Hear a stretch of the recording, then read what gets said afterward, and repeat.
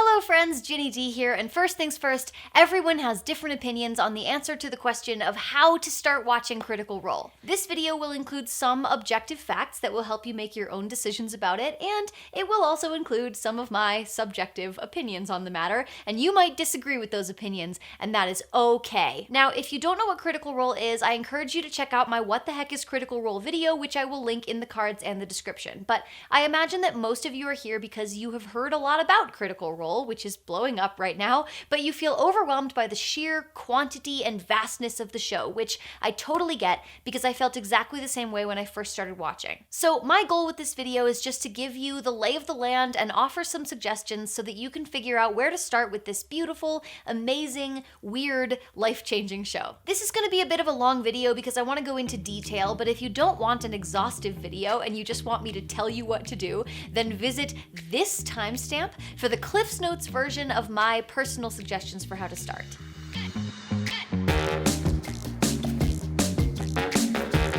The first question to tackle is whether you want to start with Campaign 1 or Campaign 2. People often talk about the campaigns like they're the seasons of a TV show, which can make people feel like they have to start with Campaign 1, but that's not actually true. The two campaigns take place in the same world, but many years apart and featuring different characters.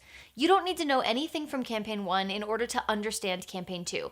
However, there are still some minor spoilers, both in jokes and comments that the cast make, and in some world-building elements. This means that if you're super concerned about spoilers, you might prefer to watch Campaign 1 first before Campaign 2 just to avoid the risk. Campaign 1 ran from 2015 to 2017, ending at 115 episodes. Campaign 2 started in January of 2018, which means that by this point, there honestly isn't a huge difference in which one you can complete more quickly. You have a big backlog of episodes to get through regardless of which campaign you choose. Finally, there are some differences in storytelling between the two campaigns. When Campaign 1 started streaming, the cast had already been playing that campaign in private for 2 years, so as viewers, we're coming into the story part way. With Campaign 2, we're basically with the characters from the get-go. This means that in Campaign 1, it can take a while to get the characters, and it also means that in Campaign 2, it takes a bit for the players to find their footing, and for the characters to start to evolve and really have the same depth that the Campaign 1 characters had from the start. It's also worth noting that many people seem to agree that the Craghammer arc that Campaign 1 starts with is one of the least interesting arcs in the entire campaign. For this reason, some people suggest starting with the Briarwoods arc at episode 24, which is coincidentally also when some of the audio issues start improving. Finally, I think it matters to ask yourself how you want to participate with fandom, if at all. If you want to follow a bunch of critters on social media, if you want to be able to participate in the live viewings, if you want to go to live shows, and also if you're worried about major spoilers, it might make more sense to start with Campaign 2 in order to catch up to the present as soon as you can. So basically, there are a lot of factors, and where you decide to start is entirely up to you. Personally, when I convert friends into critters, I generally suggest starting with Campaign 2. I just think it's easier to get into. Once you've fallen in love with the show and the cast, it's much easier to get over the minor obstacles at the beginning of Campaign 1. I do, however, think that it's worth eventually watching both. If you love one, you will most likely love the other. They're very different stories, but they each have their charms, and the same amazing people are behind both.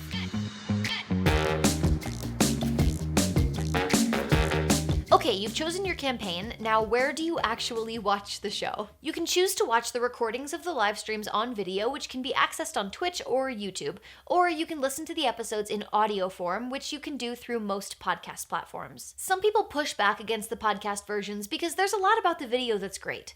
The cast's expressions and gestures can really contribute to the comedy or the drama of the episodes. Matt makes some truly incredible battle maps that are totally worth seeing, and sometimes there are jokes or references that just don't translate without visuals. Plus, let's be honest, they're basically all super attractive, so it's not like looking at their faces for 4 hours is a bad thing.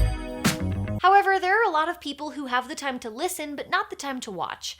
The podcast is a great option for listening while you're commuting or doing mindless manual labor. Personally, I like to listen to the podcast while I'm sewing or driving or editing photos. Also, the podcast takes a week to go up, so once you catch up to the current episode, you might prefer to watch live or watch the Twitch VOD if you don't want to have to wait. There is, however, one slight complication that I have to bring up. When Critical Role first started streaming, they were under the Geek and Sundry banner. Critical Role separated from Geek and Sundry and started posting to their own channels. That means that starting with episode 52 of Campaign 2, all of the podcasts, VODs, and videos are on a different channel than they were before. All of Campaign 1 and the first 51 episodes of Campaign 2 are on Geek and Sundry's platforms, and then you'll need to transition to Critical Role's platforms after that point. On the Apple Podcast app, the two podcast listings look very similar, except that the Geek and Sundry one is dark blue and the logo has headphones, and the Critical Role one is black with no headphones. On Twitch and YouTube, it's much easier because the channels are just named Geek and Sundry and Critical Role.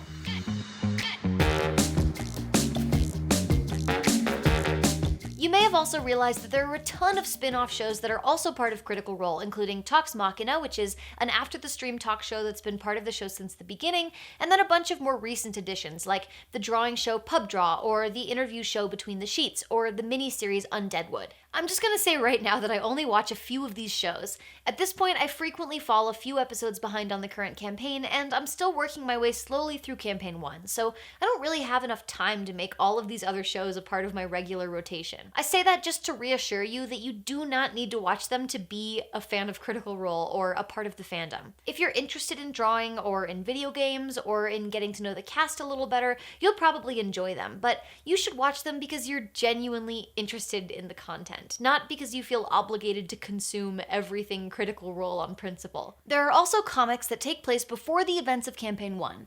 I really like the comics, but again, this is essentially bonus material. If you like Campaign 1 and you want more of it, or you want to use them as an introduction to the characters before you start Campaign 1, then yeah, I would recommend picking them up. Every once in a while, the cast does a one-shot DM'd by one of the non-Matt Mercer cast members and featuring some cool guest players. These are really fun, and if you like Critical Role, you'll probably like them, but they're separate from the show's narrative and are not necessary to watch. That also makes them a good way to dip your toes into what Critical Role feels like if you just want to get to know the show, or even show it to a friend to see if they're interested.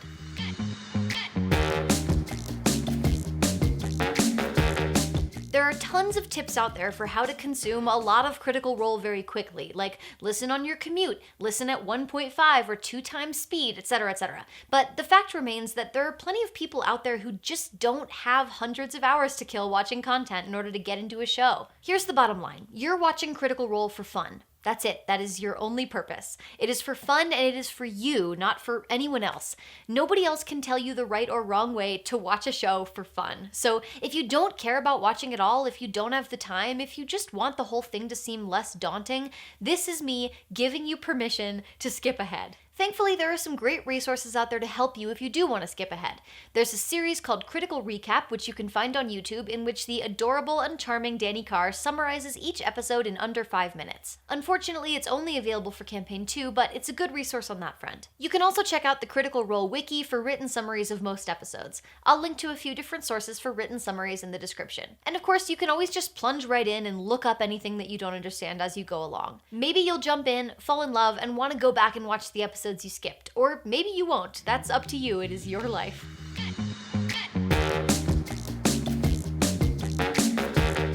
I know that was a lot of information, and you don't need all of that information to watch Critical Role, but these are the questions that I get asked over and over and over by followers and friends when they start to become interested in the show. And for those who just want to be told what to do instead of watching me monologue, here are my personal suggestions for basically the quick start guide to Critical Role. Start with Campaign 2 and go back to Campaign 1 later if you love it. Listen to it in podcast form if video is inconvenient for you. I will put links in the description for where to watch. Feel free to use written summaries or Danny Carr's Critical Recap to catch up more quickly if you don't have hundreds of hours to kill. And don't worry too much about Talks Machina or any of the other shows like Yeehaw Game Ranch or Handbooker Helper until you're in love with the show and are thirsty for more content. Thanks for watching and welcome to the Critter family. Check out my Critical Role playlist for cosplay videos, original songs, and parodies, and please subscribe if you like Critical Role because so do I! And I just think we have a lot in common, and it just seems like we would really hit it off, you and me.